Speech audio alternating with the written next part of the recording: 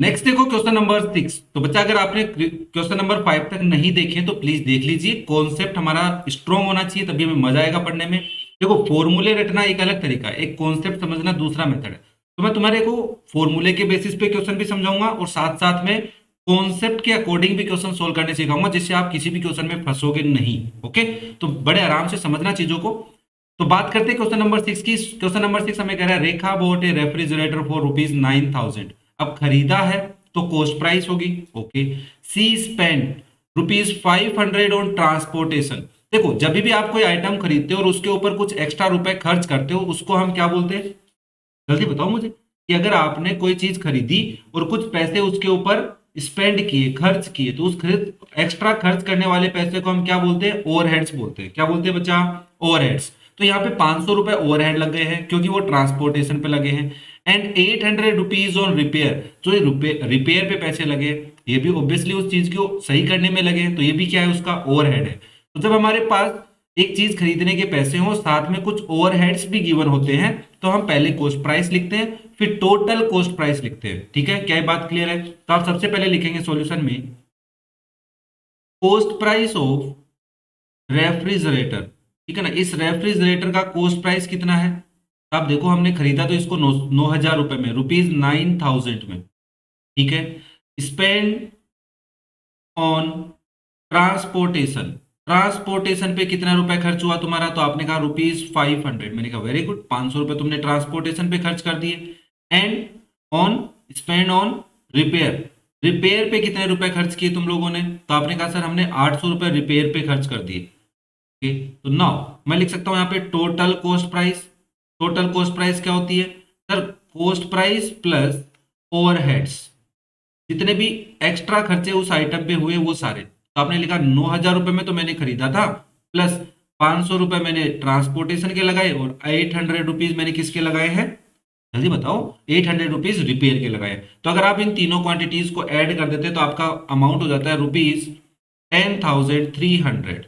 Okay, तो now the cost price of refrigerator is 10,300। क्या ये बात क्लियर है? Now see sold it at a loss of 5%। तो हमारे को लॉस परसेंट गिवन है बच्चा, कितना? 5%।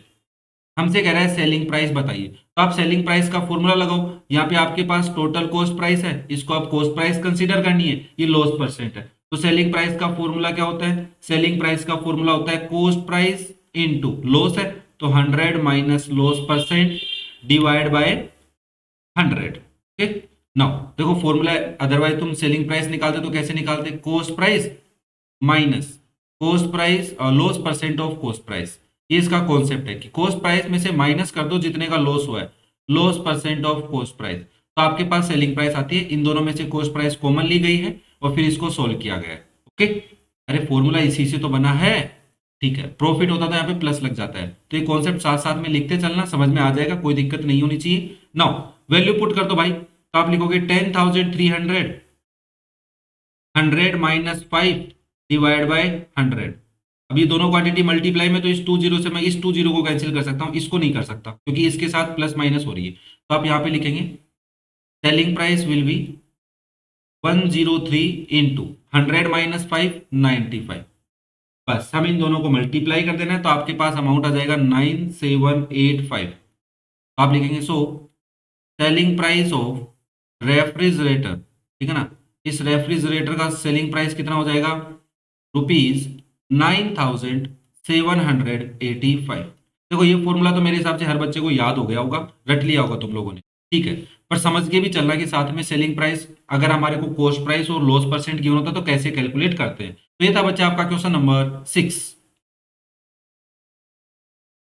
नेक्स्ट देखो question number 7। The selling price of 9 apples is equal to cost price of 15 apples, find the gain percent. बहुत ही आसान से क्वेश्चन होते हैं, इसमें कई बार बच्चे कंफ्यूज हो जाते हैं और रेशियो के क्वेश्चन, इसको रेशियो का समझ के वैसे करते हैं कि ऐसे लिखते हैं selling price of 9 apples equal है कॉस्ट प्राइस ऑफ 15 एप्पल्स।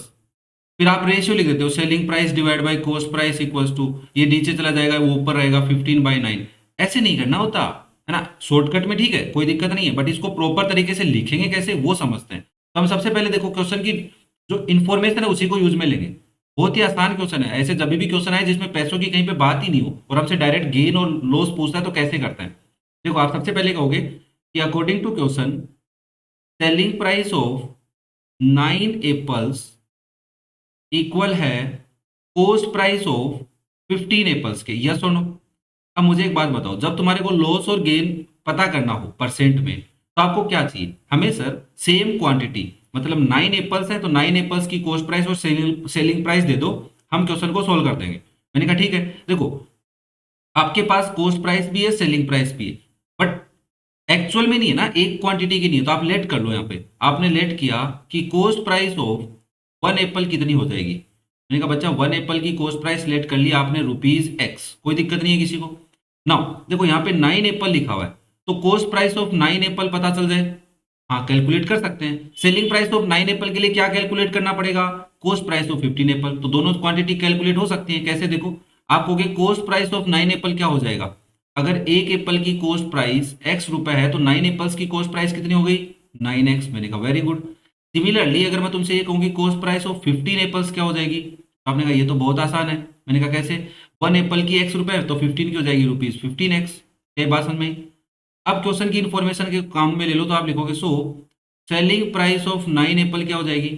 जल्दी बताओ मुझे। Sir selling price of 9 apples equal है कॉस्ट प्राइस ऑफ 15 एप्पल्स के, और कॉस्ट प्राइस ऑफ 15 एप्पल है ₹15X, तो यहाँ पे लिख देंगे 15X। अब देखो सेलिंग प्राइस ऑफ 9 एप्पल्स पता है और कॉस्ट प्राइस ऑफ 9 एप्पल्स पता है, इन दोनों इन्फॉर्मेशन को यूज में लेके आप लॉस निकाल सकते हो। हाँ निकाल सकते हैं। देखो 9 एप्पल्स की कॉस्ट प्राइस है 9X रुपीज और 9 एप्पल्स की सेलिंग प्राइस है 15X रुपीज, मतलब एक्स को एक बार 9 से मल्टीप्लाई किया, एक बार 15 से, तो ऑब्वियसली बड़ा कौन होगा? 15 से मल्टीप्लाई करने वाला बड़ा होगा। तो आप कहेंगे since selling price of 9 apples जो है वो ग्रेटर देन है कॉस्ट प्राइस ऑफ 9 एप्पल से, और अगर ऐसा है तो हम बोल सकते हैं ऑब्वियसली प्रॉफिट हो रहा है 9 एप्पल्स को सेल करने में, तो देयरफॉर प्रॉफिट कैसे निकालेंगे? प्रॉफिट हम कैलकुलेट करेंगे selling price minus cost price से। निकाल लो भाई। तो आप कॉस्ट सेलिंग प्राइस कितनी है 9 एप्पल्स की? सर 15X है। ओके, कॉस्ट प्राइस कितनी है? 9X है। कितना आ गया? ₹6X। जब तुम्हारे पास प्रॉफिट आ चुका है और तुम्हारे को क्या पता है? कॉस्ट प्राइस पता है, तो प्रॉफिट परसेंट निकालने में कोई दिक्कत है? नहीं। प्रॉफिट परसेंट होता है profit upon cost price into 100। तो आप कहेंगे देखो सर यहाँ पे प्रॉफिट परसेंट की वैल्यू आएगी, प्रॉफिट कितने का है? ₹6 का। और कॉस्ट प्राइस कौन सी लेनी होती है सर? मैंने कहा ये भी एक सोचने वाली बात है। जिसकी बात कर रहे हो, कितने एप्पल्स की बात कर रहे हो आप? 9 एप्पल्स की, तो cost price of 9 Apple consider करो यहाँ पे कितनी? 9X। यहाँ पे बच्चे गलती कर देते हैं, एक्स ले लेते हैं, वहां गलती हो जाती है सीधी सीधी। इंटू 100। देखो बच्चा एक्स से तो एक्स कैंसिल हो गया, 3 से 6 कैंसिल 2 टाइम, 3 से 9 कैंसिल 3 टाइम, तो ये हो गया 2/3 इंटू 100। तो ये हो गया बच्चा 200/3। परसेंट में आंसर आना है। 3 का डिवाइड करोगे तो देखो दो तरीके से लिख सकते हो, एक तो मिक्स फ्रैक्शन में और एक डेसिमल में। देखो अगर आप 3 से डिवाइड करते हो तो 6 3 जा 18, फिर 6 3 जा 18, फिर क्या बचेगा? 2 बचेगा, तो आप इसको 2/3 लिख दो, 2/3%। और अगर आप ऐसा नहीं लिखना चाहते डेसिमल में लिखोगे तो इसका आंसर आएगा 66.666, ऐसे चलता जाएगा। और इस 6 की वजह से मैं इसमें +1 कर सकता हूं, तो मैं इसको लिख दूंगा 66.67%। ये आपकी हो गया प्रॉफिट परसेंट। इस तरीके से हमें इस टाइप के क्वेश्चन में डील करनी होती है। एक आगे भी क्वेश्चन है, उसको भी हम ऐसे ही सोल्व करेंगे, तो घबराने की कोई ज्यादा जरूरत है नहीं। ठीक है, नेक्स्ट देखो क्वेश्चन नंबर 8, सेम ऐसा ही है। Cost price of 15X is equal to selling price of 16X। तो आप कहेंगे सिंपल सा कॉन्सेप्ट है। अकॉर्डिंग टू क्वेश्चन, क्वेश्चन हमें कह रहा है कि cost price of 15X equal है सेलिंग प्राइस ऑफ 16X। क्या यहां तक बात क्लियर है सबको? नाउ सबसे पहले हम लेट करेंगे cost price. Cost price of 1 egg, एक एग की कॉस्ट प्राइस पता कर लेते हैं, दैट इज ₹X। तो मैं बता सकता हूं कि कॉस्ट प्राइस ऑफ 15 एग कितनी रही होगी। तो आपने कहा 15X की कॉस्ट प्राइस रही होगी ₹15X। मैंने कहा very good. Similarly cost price of 16X कितनी रही होगी? तो आपने कहा 16X की कॉस्ट प्राइस रही होगी ₹16X। ओके, देखो क्वेश्चन कह रहा है कि 15X की cost price selling price of 16X के इक्वल है। तुम्हारे पास 16X की कॉस्ट प्राइस है तो सेलिंग प्राइस ऑफ 16X निकाल सकते हो। Yes, selling price of 16X किसके इक्वल है भाई? कॉस्ट प्राइस ऑफ 15X के इक्वल है। ये तो क्वेश्चन ही कह रहा है ना। हाँ, तो इसकी इंफॉर्मेशन के अकॉर्डिंग मैं बोल सकता हूँ रुपीज 15x की कॉस्ट प्राइस है 15x, तो 16x की सेलिंग प्राइस हो गई रुपीज 15x, और 16x की कॉस्ट प्राइस है 16x। तो बताओ बड़ा कौन है? ऑब्वियसली 16x है। तो आप कहेंगे since cost price of 16x जो है ना सर, वो ज्यादा है इससे सेलिंग प्राइस ऑफ 16x से, सेम क्वांटिटी की बातें चलेंगी। तो आपने कहा ठीक है, देयरफॉर हमारे को हो गया लॉस। तो लॉस कैसे निकालते हैं? Cost price minus selling price करके। कॉस्ट प्राइस ऑफ 16x कितनी है? 16x रुपए, minus selling price of 16x कितनी है? 15x रुपए। तो रुपीज एक्स हमारा आंसर आ गया। अब लॉस परसेंट निकालना है तो क्या लिखेंगे? Loss upon CP into 100। बस मुझे ये बता दो सीपी कौन सी लोगे? सर 16x की लेंगे, ये भी कोई पूछने वाली बात है? मैंने कहा वेरी गुड। तो आपने कहा loss will be rupees x, और कॉस्ट प्राइस कितनी है 16x की? 16x की cost price 16x into 100। Solve करो भाई, x से तो x कैंसिल हो गया, तो ये आ गया 100/16। 4 से कैंसिल कर लो, 25/4। अगेन तो मिक्स फ्रैक्शन में भी लिख सकते हो और डेसिमल में भी। जैसे अगर मैं मिक्स फ्रैक्शन में लिखूं तो कितना आएगा? 6 4 जा 24 होता है। हाँ, 6 होल 1/4%, और 1/4 को 25 लिख सकते हो, तो 6.25%। तो आपका लॉस परसेंट कितना आ गया? 6.25%। ओके, उम्मीद करता हूँ 7th और 8th क्वेश्चन तुम्हारे को समझ में आया होगा। इस प्रोसेस को एक दो बार प्रैक्टिस करके देखना, सारे क्वेश्चन तुमसे हो जाएंगे, टेंशन लेने की कोई जरूरत नहीं है। कोई भी रटने वाली बात भी इसमें नहीं थी ज्यादा। ओके, तो ये था आपका क्वेश्चन नंबर 8। नेक्स्ट देखो question number 9। A trader marks is good 30% above the cost price. देखो ऑब्वियसली बात है कि अगर दुकान वाला कोई चीज को 200 रुपए में खरीद के लाया था, वो दुकान वाले को 200 रुपए की पड़ी है, तो मार्क प्राइस ऑब्वियसली ना ग्रेटर देन क्या होगी? कॉस्ट प्राइस होगी। क्या ये बात मानते हो? हाँ सर, ये तो मानते हैं, मार्क प्राइस ज्यादा ही लिखेगा भाई।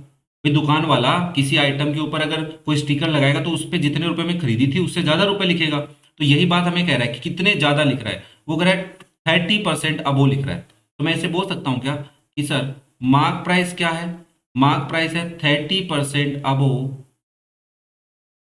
The coast price, the coast price. He sell them at a discount of 15%। तो हमें डिस्काउंट परसेंट भी दे रहा है, कितना है? 15%। व्हाट इज लॉस और गेन परसेंट? अब बच्चे कई बार कंफ्यूज क्या करें सर इस क्वेश्चन में। मैंने कहा देखो, तुम्हारे को एक प्रोसेस पता है, पहले कॉस्ट प्राइस आती है, फिर मार्क प्राइस आती है, फिर डिस्काउंट आता है, फिर सेलिंग प्राइस आती है। यस और नो? हाँ सर ये है। तो जब तुम्हारे को कॉस्ट प्राइस पता चलेगी तो तुम मार्क प्राइस निकाल सकते हो। यहाँ पे एक रिलेशन गिवन है कि 30% अबव द कॉस्ट प्राइस, और मार्क प्राइस से डिस्काउंट की हेल्प से तुम सेलिंग प्राइस निकाल सकते हो। फॉर्मूले हैं? हाँ हैं। समझना है? हाँ समझना भी है सर, दोनों काम करने हैं। तो मैंने कहा देखो भाई, सबसे पहले कॉस्ट प्राइस लेट कर लेते हैं, जिससे हमारे पास मार्क प्राइस आ जाएगी।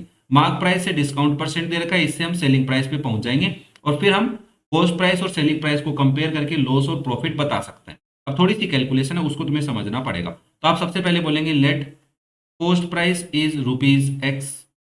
तो मार्क प्राइस क्या हो जाएगी? Mark price 30% above the cost price है, तो कॉस्ट प्राइस में जोड़ेंगे कितना? 30% ऑफ कॉस्ट प्राइस। ऐड क्यों किया? क्योंकि अबो है। अगर बिलो होती तो माइनस कर देते, लेस होती तो भी माइनस कर देते। तो कॉस्ट प्राइस एक्स रुपए है, प्लस 30% ऑफ कॉस्ट प्राइस को कैसे लिखूंगा? 30/100 इंटू एक्स। यस और नो? जीरो से जीरो कैंसिल कर लो, तो ये हो जाएगा x प्लस 3x/10। एलसीएम लोगे तो बच्चा 10 आएगा यहाँ पे, तो आप इसको लिख सकते हैं 10x plus 3x। It is rupees 13x/10। आपकी जो मार्क प्राइस है वो इतनी है। अब देखो तुम्हारे पास मार्क प्राइस है कितनी है? रुपीज 13x/10 है। डिस्काउंट परसेंट कितना है? 15% है। तो सेलिंग प्राइस का फॉर्मूला लगा सकते हो ऑब्वियसली सर, सेलिंग प्राइस हो जाएगी mark price into 100 minus discount percent divide by 100। हाँ या ना बोलो भाई, इतनी बात समझ में आई क्या? तो आपने कहा लगा दो सर फॉर्मूला। मैंने कहा 13x/10 into 100 minus 15 divide by 100। Yes और नो? Okay sir. मैंने कहा कुछ कैंसिल हो रहा है? सर कुछ कैंसिल नहीं हो रहा, बस इसको सोल्व करना पड़ेगा। तो हमने कहा लिख दो भाई 13x/10 इंटू 85/100। ओके, अब देखो एक तो ये तरीका है कि तुम 100 और 10 और 85 को कैंसिल करो, या 100 को पहले मल्टीप्लाई कर लो। 13x को 85 से मल्टीप्लाई करोगे ना, तो आपका आंसर आएगा 1105। एक्स साथ में है, डिवाइड में आ जाएगा 1000, 20 यहाँ पे थे, एक यहाँ पे था। अब डेसिमल लगा दो तो ये हो जाएगा ₹1.105x। ये आपकी हो गई सेलिंग प्राइस। आपके पास सेलिंग प्राइस ये रही और कॉस्ट प्राइस आपने लेट कर रखी है। मुझे बताओ कौन ज्यादा है। तो देखो, अगर कोई भी सेम क्वांटिटी को आप 1 से मल्टीप्लाई करते हो या 1 से बिलो से करते हो तब तो वैल्यू कम हो जाती है।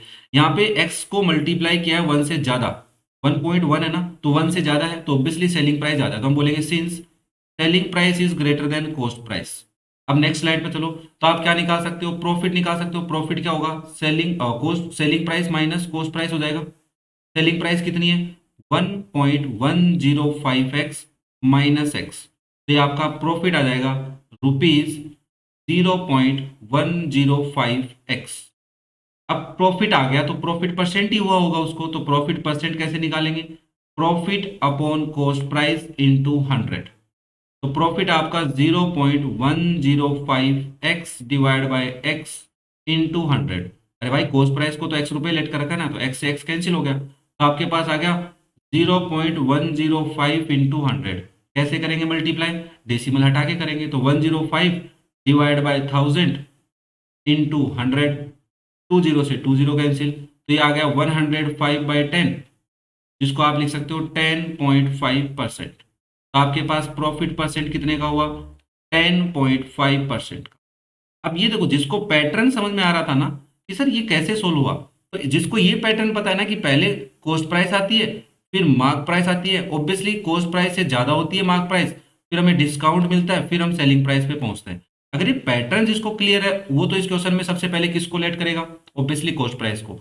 अब जरूरी नहीं है तुम कॉस्ट प्राइस को ही लेट करो, तुम ये भी सोच सकते थे कि सर मार्क प्राइस को x रुपए ले लेता हूं और फिर उसमें से 30% कम कर दूंगा। अब किसका कम करेगा, कॉस्ट प्राइस का, तो वहां पे फंस जाएगा वो कि कॉस्ट प्राइस तो पता ही नहीं है अपने को, तो इसलिए हम कॉस्ट प्राइस को लेट किया। दूसरा रीजन कि why we let cost price, कि हमें सर सेलिंग प्राइस और कॉस्ट प्राइस को कंपेयर करना है लास्ट में, तो पहले हम क्यों ना कॉस्ट प्राइस को लेट कर ले, ये भी एक तरीका होता है। ठीक है, यहाँ पे तुम सेलिंग प्राइस को लेट करके भी क्वेश्चन को सोल्व कर सकते थे। सेलिंग प्राइस पता है, डिस्काउंट पता है, तो तुम मार्क प्राइस पे पहुंच सकते थे और फिर मार्क प्राइस की हेल्प से तुम कॉस्ट प्राइस पे पहुंच सकते थे, तो वो भी एक प्रोसेस है। ऐसे अगर तुम इसको समझोगे तो बहुत अच्छे से तुम्हारे को कॉन्सेप्ट क्लियर होगा।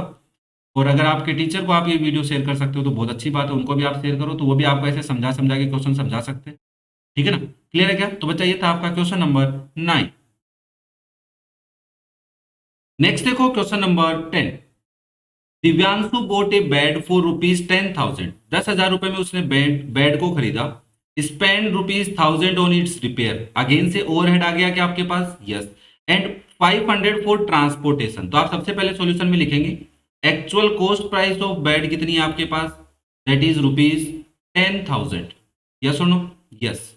अब ओवरहेड्स कौन कौन से हैं, तो ओवरहेड्स डायरेक्ट लिख रहा हूं बच्चा मैं, ओवरहेड्स क्या क्या लिखोगे, सर ओवरहेड्स में ₹1000 तो आपने रिपेयर के और प्लस 500 ट्रांसपोर्टेशन, तो टोटल ओवरहेड कितना हो गया, ₹1500। क्या ये बात क्लियर है सबको, अरे ओवरहेड समझ में आया क्या, तो आपने कहा ठीक है। नाउ टोटल कॉस्ट प्राइस निकाल लेते हैं, total cost price of bed कितने की हुई, किसके लिए, दिव्यांशु के लिए। तो आप बोलेंगे cost price, actual cost price of bed plus overheads, दोनों को ऐड कर लो भाई, दोनों को ऐड करेंगे तो कितना आएगा, तो आप लिखेंगे 10,000 प्लस 1500, ये दोनों को ऐड करो भाई, कितना आ जाएगा 11,500। क्या यहां तक बात क्लियर है, okay sir. Now he then sold it for ₹12,000, अब उसने उसको बेच दिया, तो सेलिंग प्राइस ऑफ बेड कितनी गिवन है आपको, अकॉर्डिंग टू क्वेश्चन आप लिखेंगे ₹12,000, उस बेड की सेलिंग प्राइस है 12,000। फाइंड द गेन और लॉस परसेंट, तो हम देखेंगे सर कॉस्ट प्राइस और सेलिंग प्राइस को कंपेयर कर लेते हैं, तो मुझे लगा कि सेलिंग प्राइस ज्यादा है, तो आप बोलेंगे since selling price is greater than cost price, therefore profit हो जाएगा आपका selling price minus cost price, तो आप लिखेंगे 12,000 माइनस 11,500 और इट इज ₹500। क्या ये बात क्लियर है। अब आपको प्रॉफिट परसेंट निकालना है, तो प्रॉफिट परसेंट क्या होता है, profit upon cost price into 100, तो प्रॉफिट आपको ₹500 का, कॉस्ट प्राइस कितनी है 11,500 इंटू 100, देखो 20 से 20 कैंसिल, तो आपके पास यहाँ पे बचा क्या, देखो भाई प्रॉफिट परसेंट आपके पास बचा बच्चा 5 डिवाइड बाय 115 इंटू 100, 5 से इसको कैंसिल करो, 5 2 जा 10, और 5 3 जा 15, तो ये आ गया बच्चा 100/23। अब डेसिमल में लिखना है तो 100 में 23 का डिवाइड करोगे तो 4.347 ऐसे कुछ आएगा। अब देखो इस 7 की वजह से मैं इसको 4 को 5 बना सकता हूँ, तो 4.35% हो जाएगा। ठीक है ना, एस्टिमेशन किया है या राउंड ऑफ समझो, जो भी मतलब आपको समझना है वो समझ लेना है यहाँ पे भाई, कि जब थर्ड डिजिट 5 या 5 से बड़ी होती है तो उससे प्रीवियस डिजिट में +1 करते हैं। अगर ये जो डिजिट है थर्ड डिजिट 5 से छोटी होती तो हम यहाँ पे 0 लिख देते और इस नंबर में कुछ भी ऐड नहीं करते। क्या ये बात क्लियर है? हाँ। तो ये आ गया आपका क्वेश्चन नंबर 10। अगर किसी बच्चे को कोई डाउट है तो कमेंट करके पूछे, वीडियो पसंद आ रहा हो तो लाइक करें, शेयर करें अपने दोस्तों के साथ। और अगर आपको क्लास 8 वाओ मैथ्स के किसी भी एक्सरसाइज का क्वेश्चन का सॉल्यूशन देखना है तो डिस्क्रिप्शन में लिंक है, वहां पे आप जाके देख सकते हैं। Thank you.